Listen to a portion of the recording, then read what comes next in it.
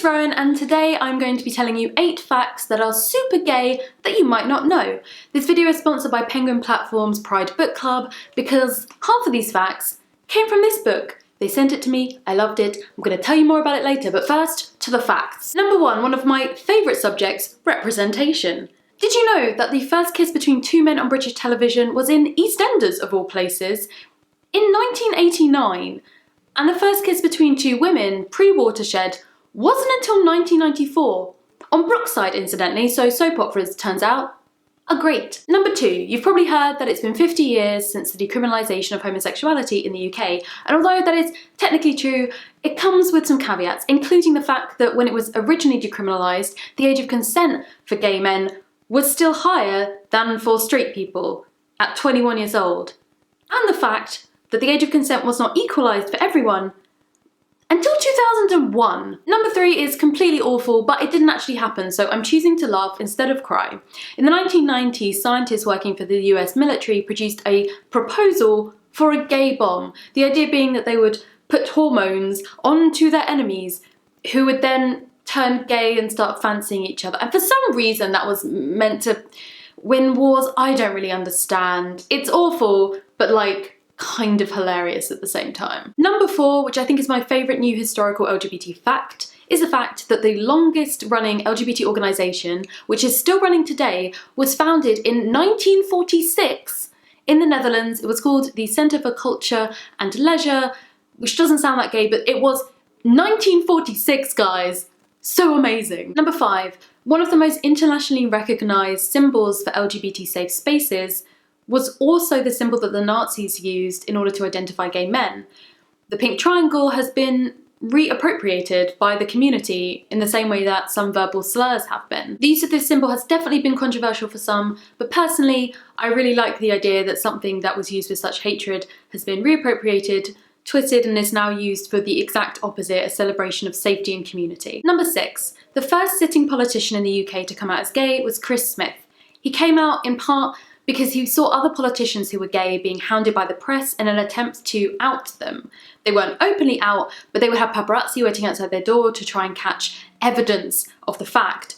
Some people even had their homes broken into, nothing being stolen, but papers being rifled through as if trying to find evidence. Incidentally, he came out in 1984 because who doesn't love that surveillance-related irony? Number 7, you may not have heard a lot about LGBT people when you were at school, and there was actually a legal reason for that.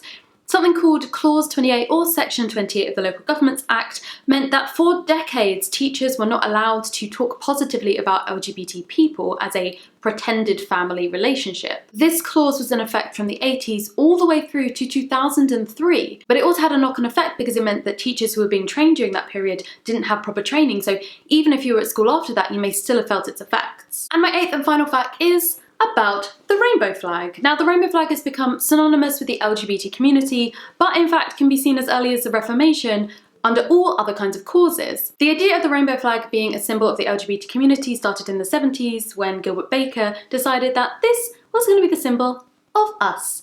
Each of the colours has its own small symbol or significance to the LGBT community. Red for life, orange for healing, yellow for sunlight, green for nature, blue for harmony or peace, and purple for spirit. Which is why, on Spirit Day, you wear purple. Rainbow flag is back. I hope that you enjoyed those facts and that maybe you learned a little something that you didn't know before. As I said, half of those facts came from this book. This is Good As You by Paul Flynn. It is an amazing memoir, as it says, of 30 years of gay Britain. Good As You is just one of 6 books that Penguin's Pride Book Club is going to be reading from June through to August. So maybe you're going to read all of them, and I recommend that you do, but if you can only read one, allow me to make my case. On the back of the book, alongside these guys, it says that this is the definitive pop cultural history of British gay men. And I think that that is entirely right. And when I first got the book before I'd read it, I pitched the idea of doing a video where we talked about facts that were in the book. And although there were a lot of facts, more than anything there were feelings and memories. This felt like a memoir, which it is, but a memoir of a time and of a community rather than of a specific person. I can see how this book could be interesting for people who don't know anything about LGBT history at all, a kind of discovery tool through the lens of someone who really experienced it. But for me, as someone who's pretty familiar with a lot of the history which is covered in this book, it was an emotional journey. I cried quite a lot during this book, and not the places that I thought I would. I knew that there would be tragedies laid out on these pages, but I cried at the happy things. I cried at the happy ending, because there was nowhere else for my emotion to go other than to be expressed in the most basic and human way possible. So that is my case for this book. If you do want to read along, then you can do so by using the hashtag Pride Book Club on Instagram, Twitter, and of course, YouTube. I really want to know if you've read this and what you think about it. If you have read it, then I want to ask you a question. Do you think that it was laws or things like pop culture which changed people's perceptions more? Thank you so much for watching, and until I see you next time, bye.